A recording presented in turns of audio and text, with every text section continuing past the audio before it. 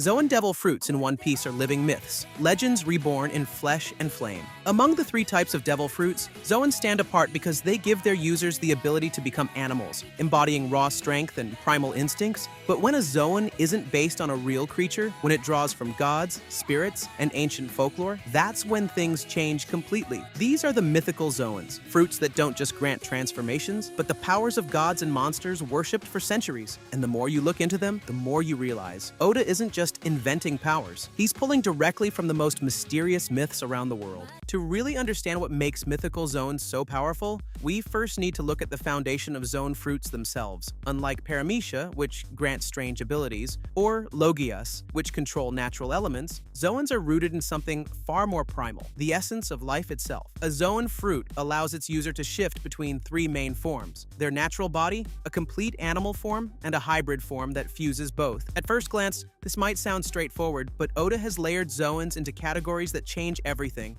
Standard Zoans represent ordinary creatures: leopards, wolves, falcons, animals you'd find in the natural world. They grant enhanced senses, agility, and strength, but nothing beyond what nature itself provides. Then there are ancient Zoans, which resurrect the power of species long wiped from the earth. Dinosaurs, mammoths, saber-toothed cats. These fruits don't just provide size and raw force, they bring back the resilience and durability of creatures that survived the harshest ages of evolution. But towering above them all are the mythical Zoans. These aren't based on animals you could ever find in the wild. Instead, they tap into legendary beings: phoenixes, dragons, gods, and spirits. With these fruits, the user doesn't just gain a new body, they inherit supernatural abilities tied directly to mythology. This is why mythical Zoans are considered even rarer than Logias. They don't follow the rules of nature, and they rewrite them. And once you see which myths Oda chose to bring into One Piece, the connections become impossible to ignore. The first time we ever saw a mythical Zoan in action, it immediately set the standard for how extraordinary these fruits could be. That moment came with Marco the Phoenix. Across cultures, the phoenix is one of the most powerful symbols of rebirth and immortality. From Greek stories of a bird that rises from its own ashes, to Chinese legends of the Feng Huang, this creature has always stood for renewal. Marco's fruit reflects that perfectly. His flames don't burn, they heal. Every wound he takes vanishes in blue fire, and he can even extend that regenerative ability to allies. In battle, Marco is practically unkillable, and that's because his power doesn't come from nature, it comes from a legend. Then we have Kaido, the so-called strongest creature in the world. His Zoan, the Uo Uo no Mi model. Azure Dragon connects him directly to Chinese mythology. The Azure Dragon, or Seiryu, is one of the four symbols of the Chinese constellations, a guardian of the east and a bringer of storms. When Kaido takes his dragon form, the skies darken. He breathes fire hot enough to erase castles, summons lightning, and whips up tornadoes with the flap of his coils. This isn't just a power-up, it's the literal embodiment of imperial strength and fear. But Zoans aren't all about divine majesty. Some represent chaos and destruction. Take Kurozumi Orochi, who consumed the Hebi Hebi no Mi model, Yamata no Orochi. In Japanese myth, this was an 8-headed serpent slain by the storm god Susanoo, a monster of chaos and terror. True to its origin, Orochi's fruit gave him multiple heads and the ability to survive attacks that would have killed any normal man. But just like the myth, his story ended the same way, at the blade of a warrior. On the other end of the spectrum, we find Yamato, whose Zoan connects to a guardian deity rather than a monster. The Inu Inu no Mi model, Okuchi no Makami, is inspired by the wolf spirit worshipped at Mount Mitsumine in Japan. The Makami is seen as a divine protector, warding off evil and guiding people safely. Yamato's wolf form doesn't just grant incredible strength, it also channels icy powers that fit their role as Wano's would-be guardian. The myth, the power, and the character's destiny all align seamlessly. Another striking example comes from Sengoku the Buddha. His fruit, the Hito Hito no Mi model Daibutsu, allows him to become a towering golden Buddha. The Daibutsu is a symbol of enlightenment and overwhelming spiritual presence, and Sengoku's ability to release shockwaves mirrors that divine aura. His power is less about brute strength and more about the sheer weight of spiritual force, making him a living embodiment of wisdom and authority. And then there's Onimaru, a fox who consumed the Hito Hito no Mi model Onyudo. In folklore, the Onyudo is a yokai, a giant monk-like phantom that wanders and terrifies people. With this fruit, Onimaru was able to take on a massive humanoid form, guarding Ringo's graves and showing us that even animals can eat Zoans to transform into mythical beings. It's a small detail, but it proves how far Oda is willing to go in weaving mythology into his story. Each of these fruits shows us a pattern. Mythical Zoans aren't random. They're carefully chosen from legends with a deep cultural meaning, and their powers reflect those stories perfectly. And when you line them up, a bigger picture starts to appear, one that ties directly into the totem animals of mythology itself. The reason mythical Zoans feel so powerful in One Piece is because Oda pulls them straight from legends that people once worshipped as divine truth. These aren't just stories. They were totems, symbols entire civilizations built their beliefs around. And when you compare them to the Zoans we've seen, the connections couldn't be clearer.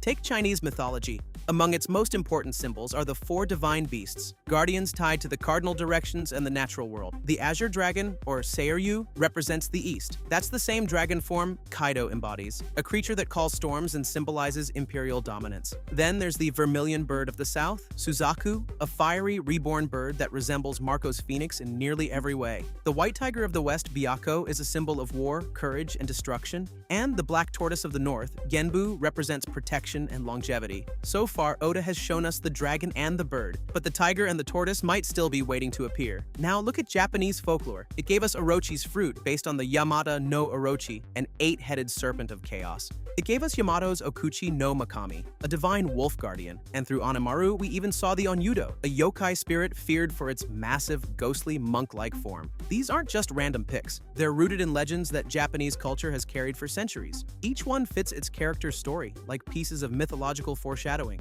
And Oda doesn't just stop with East Asia. Around the world, countless totem animals and mythic beasts could be transformed into Zoans. From Norse myth, there's Fenrir, the monstrous wolf destined to battle Odin during Ragnarok. From Hindu and Buddhist traditions, there's Garuda, the bird deity and eternal enemy of serpents. In Greek mythology, there's the Nemean lion, a beast slain by Hercules, its hide impenetrable to weapons. And in both Chinese and Japanese lore, there's the Kirin, a divine beast tied to peace, prosperity, and wisdom. All of these creatures carried enormous symbolic weight in their cultures. They weren't just monsters, they were protectors, omens, or even punishments from the gods. And that's exactly what makes them perfect candidates for mythical Zoans. Because in One Piece, these fruits aren't just powers, they're legends reborn. If Oda has already drawn from creatures like the Phoenix, the Azure Dragon, and the Yamata no Orochi, then the question becomes, which myths are next? Fans have been buzzing for years about which legendary beings could appear as future mythical Zoans. And when you look at the gaps left in world mythology, the possibilities are almost endless.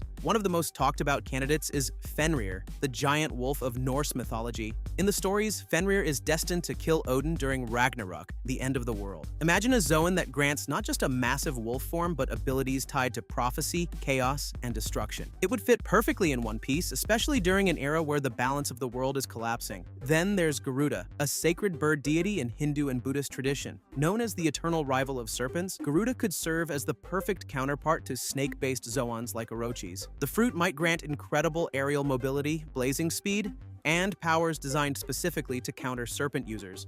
Another powerful contender is the Nemean lion from Greek mythology, a beast said to be completely invulnerable to weapons. Its hide could not be pierced, and it took Hercules' immense effort to defeat it. In One Piece, a Zoan like this would create a user with near absolute durability, a walking fortress who could withstand anything thrown at them. And then we have the Kirin, a legendary beast in Chinese and Japanese folklore. It's often seen as a sign of peace, wisdom, and prosperity. Unlike the destructive myths, the Kirin embodies balance and harmony. If a character were to wield this fruit, it might not only grant them immense strength, but also a role as a peacebringer, a stark contrast to the chaos of Kaido's dragon. But perhaps the most tantalizing possibility ties back to the four symbols of Chinese mythology. We've seen the Azure Dragon and something resembling Suzaku through Marco's phoenix. That leaves the white tiger and the black tortoise. Could Oda be saving these for the final saga? A warrior with the destructive power of the white tiger, or a guardian embodying the longevity of the black tortoise, would fit perfectly into the story's climax. Every time a new mythical Zoan appears, it feels less like a coincidence and more like deliberate myth-weaving. And if that's true, then the Zoans we haven't seen yet may hold clues to the battles and legends still to come. From phoenixes to dragons, from gods to monsters, mythical Zoans prove that devil fruits aren't just random powers. They're echoes of humanity's oldest stories. Each one is a fragment of myth reborn, reshaped into the world of One Piece. Marco's healing flames, Kaido's storms, Yamato's divine wolf, all of them show how Oda blends real legends into his epic. And the most exciting part is that we've only seen the beginning. With so many creatures left untouched, Fenrir, Garuda, the Kirin, the white tiger, The next mythical Zoan could rewrite the battlefield in ways we can't even predict. So the real question is, if you could bring one legend to life in the form of a devil fruit, which would it be?